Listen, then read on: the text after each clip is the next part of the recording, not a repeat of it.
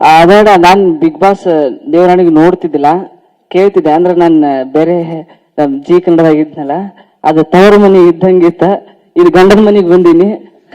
Colours Kannada ಅನ್ನೋ ದಿವಸಕ್ಕೆ ನಾನು ಅದನ್ನ ಬಾಳ್ ನೋಡ್ತಿದ್ವಿ.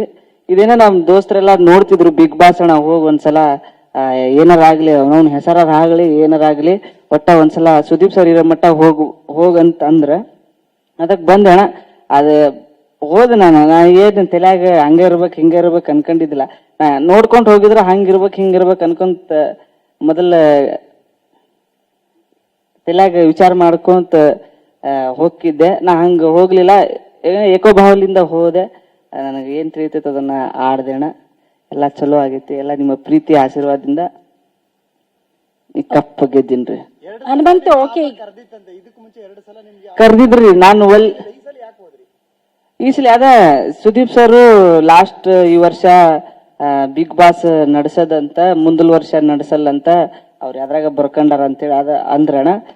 ಹಂಗಾಗಿ ನಾನು ಬಂದಂಗ ಈ ಸುದೀಪ್ ಸರ್ ಇರೋ ಮಠ ಇದ್ದಾಗ ಈ ಶೋ ಹೋಗಿ ಬರೋಣ ಅನ್ನೋದು ಆಸೆ ಇತ್ತು, ಅದಕ್ಕೆ ಬಂದಿದ್ದೆ.